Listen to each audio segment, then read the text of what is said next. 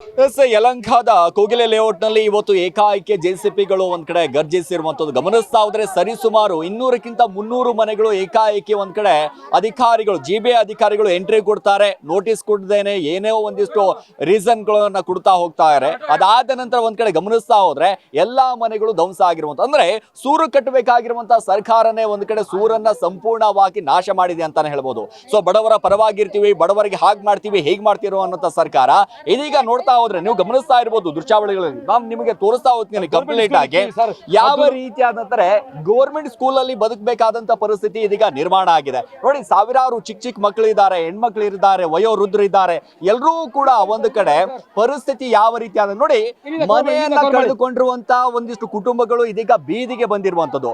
So ಮನೆಯ ಎಲ್ಲಾ ಸಾಮಾನುಗಳನ್ನ ತೆಗೆದುಕೊಂಡು ಇದೀಗ ಬೀದಿಗೆ ಬರುವಂತ ಪರಿಸ್ಥಿತಿ ನಿರ್ಮಾಣ ಆಗಿದೆ. ನೋಡಿ, ಚಿಕ್ಕ ಮಕ್ಕಳಿದ್ದಾರೆ, ಎಲ್ಲರೂ ಕೂಡ ವಯೋವೃದ್ಧರಿದ್ದಾರೆ. ಸೊ ಹಾಗಾಗಿ ಒಂದ್ ಕಡೆ ಗಮನಿಸ್ತಾ ಹೋದ್ರೆ ನೋಡಿ ಪರಿಸ್ಥಿತಿ ಯಾವ ರೀತಿಯಾದಂತ ನಿರ್ಮಾಣ ಆಗಿದೆ. ನೋಡಿ, ಚಿಕ್ಕ ಮಕ್ಕಳಿದ್ದಾರೆ. ಸೊ ಈ ರೀತಿಯಾದಂತ ಪರಿಸ್ಥಿತಿ ನೋಡಿ, ಈ ಕೊರೆಯುವ ಚಳಿಯಲ್ಲೂ ಕೂಡ ಮಕ್ಕಳನ್ನ ಕಟ್ಕೊಂಡು ಈ ರೀತಿಯಾದಂತ ಪರಿಸ್ಥಿತಿ ನಿರ್ಮಾಣ ಆಗಿದೆ. ಅಂತಂದ್ರೆ ಮಕ್ಕಳನ್ನ ಪರಿಸ್ಥಿತಿ ಯಾವ ರೀತಿ ಆಗಿದೆ ಅಂತಂದ್ರೆ ದೃಶ್ಯಾವಳಿಗಳು ಗಮನಿಸ್ತಾ ಇದ್ದಾರೆ. ಯಾಕಂದ್ರೆ ಮನೆ ಕಳ್ಕೊಂಡ್ಬಿಟ್ಟಿದ್ದಾರೆ. ಮನೆ ಕಳ್ಕೊಂಡು ಈಗ ಮನೆ ಸಿಗ್ತಾ ಇಲ್ಲ, ಸೂರುಗಳು ಸಿಗ್ತಾ ಇಲ್ಲ. ಸೊ ಅವರಿಗೆ ಊಟವನ್ನ ತಂದ್ಕೊಡುವಂತ ಕೆಲಸ ಮಾಡ್ತಾ ಇದ್ದಾರೆ, ನೀರನ್ನ ತಂದ್ಕೊಡುವಂತ ಕೆಲಸ ಮಾಡ್ತಾ ಇದ್ದಾರೆ. ಅಂದ್ರೆ ವಾಲಂಟ್ರಿ ಆಗಿ ಎಲ್ಲವೂ ಕೂಡ ಇಲ್ಲಿ ಕೆಲಸ ಮಾಡ್ತಾ ಇರುವಂತದ್ದು. ಈಗಾಗಲೇ ಒಂದ್ ಕಡೆ ಗಮನಿಸ್ತಾ ಹೋದ್ರೆ ನೋಡ್ತಾ ಇದ್ರ ಎಲ್ಲಾ ಹೆಣ್ಮಕ್ಳು ಇದೀಗ ಇಲ್ಲೇ ಸ್ಕೂಲ್ ಅಲ್ಲೇ ಕುತ್ಕೊಂಡಿರುವಂತದ್ದು. ಅಂದ್ರೆ ಸರ್ಕಾರಿ ಉರ್ದು ಕಿರಿಯ ಪ್ರಾಥಮಿಕ ಶಾಲೆ ಆಗಿರುವಂತದ್ದು. ಸೊ ಈಗ ಒಂದು ಕಡೆ ಚಿಕ್ಕ ಮಕ್ಕಳನ್ನ ಇಲ್ಲಿ ಕಟ್ಕೊಂಡು ಅಂತಂದ್ರೆ ಏನ್ ಮಾಡ್ಬೇಕು ಗೊತ್ತಾಗ್ತಾ ಇಲ್ಲ ಅವರಿಗೆ. ಯಾಕಂದ್ರೆ ಏಕಾಏಕಿ ಮನೆಯನ್ನ ಕಳೆದುಕೊಂಡಿರುವಂತಹ ಸಂದರ್ಭದಲ್ಲಿ ಏನ್ ಮಾಡ್ಬೇಕು ಅನ್ನೋದೇ ಗೊತ್ತಾಗ್ತಾ ಇದೆಯಲ್ಲ. ನೋಡ್ತಾ ಇದ್ರ ದೃಶ್ಯಾವಳಿಗಳಲ್ಲಿ. ಸೊ ಮಕ್ಕಳಾಗಿರ್ಬೋದು, ಇಲ್ಲಿ ಎಲ್ಲರೂ ಕೂಡ ನೋಡಿ ಯಾವ ರೀತಿಯಾದಂತಂದ್ರೆ ವಯೋವೃದ್ಧರಿದ್ದಾರೆ, ಚಿಕ್ಕ ಮಕ್ಕಳು ಯಾವ ರೀತಿಯಾಗಿ ಮಲಗುವಂತ ಪರಿಸ್ಥಿತಿ ನಿರ್ಮಾಣ ಆಗಿದೆ. ಅಂದ್ರೆ ಸರ್ಕಾರ ಹೇಳುತ್ತೆ ನಾವು ಹಾಗೆ ಮಾಡ್ತೀವಿ, ಹೀಗ್ ಮಾಡ್ತೀವಿ ಅಂತ, ಬರೀ ಬಾಯಿ ಮಾತುಗಳೇ ಆಗೋಗ್ಬಿಡುತ್ತೆ. ಸೂರನ್ನ ಕಟ್ತೀವಿ ಅಂತ ಹೇಳ್ತಾರೆ.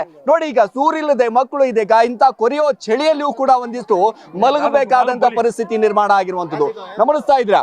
ಸೊ ನೋಡಿ, ಈ ರೀತಿಯಾದಂತ ಪರಿಸ್ಥಿತಿ ನಿರ್ಮಾಣ ಆಗಿರುವಂತದ್ದು ಒಂದು ಕಡೆ. ಸೊ ಈ ಎಲ್ಲವೂ ಕೂಡ ಒಂದು ಕಡೆ. ಸೊ ಇಂಥ ಪರಿಸ್ಥಿತಿ ನಿರ್ಮಾಣ ಆಗಿದೆ.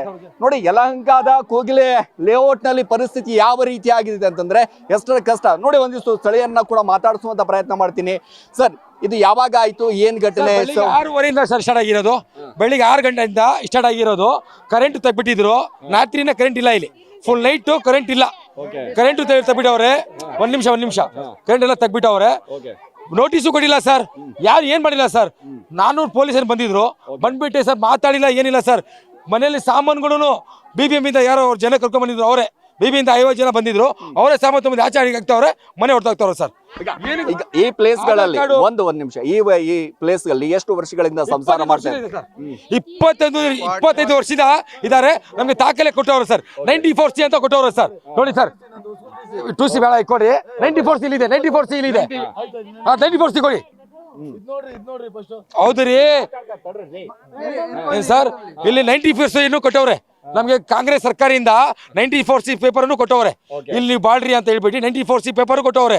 ನಮ್ಗೆಲ್ಲ ಮಾಡ್ಕೊಡ್ತೀವಿ ಅಂತ ಹೇಳೋರು. ಎಲೆಕ್ಷನ್ ಬಂದಲ್ಲ ಅವತ್ತು, ಎಲೆಕ್ಷನ್ ಟೈಮಾಗ ನೀವು ಮೋರಿ ಕೊಡ್ತೀವಿ, ರೋಡ್ ಕೊಡ್ತೀವಿ, ನಿಮ್ಮ ಮನೆಗೆ GPA ಪೇಪರ್ ಕೊಡ್ತೀವಿ ನಾವು ಅಂತ ಹೇಳಿ ಎಲ್ಲ ಮಾಡಿ ಹೋಗ್ಬಿಟ್ಟು ಈ ತರ ಮಾಡೋರು ಸರ್.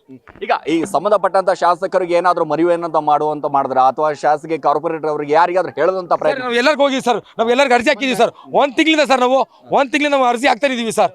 ಒಂದ್ ತಿಂಗಳಿಂದ ನಾವು ಅರ್ಜಿನೂ ಕೊಡ್ತಾ ಇದೀವಿ, ಎಲ್ಲ ಮಾಡಿದೀವಿ ಸರ್.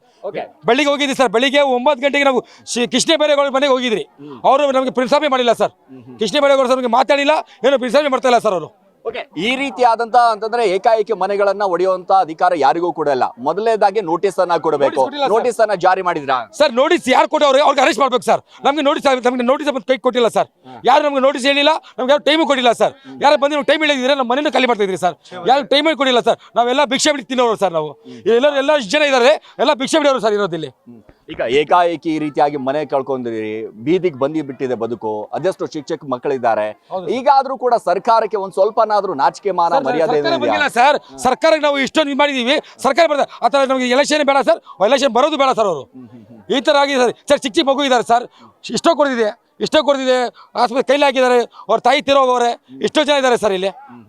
ಹೇಳಿ ಎಲ್ಲ ಎಲ್ಲಿ ಹೋಗ್ಬೇಕು ಸರ್ ಇವಾಗ? ಸರಿಸುಮಾರು ಎಷ್ಟು ಮನೆಗಳಿದಾವೆ, ಎಷ್ಟು ಜನರಿದ್ದಾರೆ? 125 ಮನೆ ಸರ್, 125 ಮನೆ ಇದೆ ಸರ್ ಇಲ್ಲಿ. ಬಡವ್ರದ್ದು 120 ಮನೆ ಇದೆ. 120 ಮನೆನೂ ಓಡ್ದ ಬಿಡೋರು ಸರ್. ಎಲ್ಲರ ದಿನ ಆಧಾರ್ ಕಾರ್ಡು, ಪ್ಯಾನ್ ಕಾರ್ಡು, ವಸ್ತು ಎಲ್ಲ ಮನೇಲಿ ಇದೆ ಸರ್. ಏನು ಎತ್ತಕೊಂಡಿಲ್ಲ ಸರ್. ಇನ್ನೊಂದು ಮನೆ ಸರ್, ಅವ್ರು ಊರಿಗೆ ಹೋಗಿದ್ರು, ಅವ್ರು ಬರೋ ಟೈಮ್ ಆಗ ಸರ್ ಏನು ಎತ್ತಕೊಂಡಿಲ್ಲ, ಎಲ್ಲ ಸಾಮಾನು ಎಲ್ಲ ಹೊಡೆದ್ಬಿಟ್ಟರು ಸರ್. ಬೆಳಿಗ್ಗೆ 6 ಗಂಟೆಯಿಂದ ಸರ್ ತುಂಬ ಇದಾಗ್ಬಿಟ್ಟಿದೆ ಸರ್. ಇಲ್ಲಿ ತುಂಬ ಕಷ್ಟ ಆಗ್ಬಿಟ್ಟಿದೆ ಸರ್.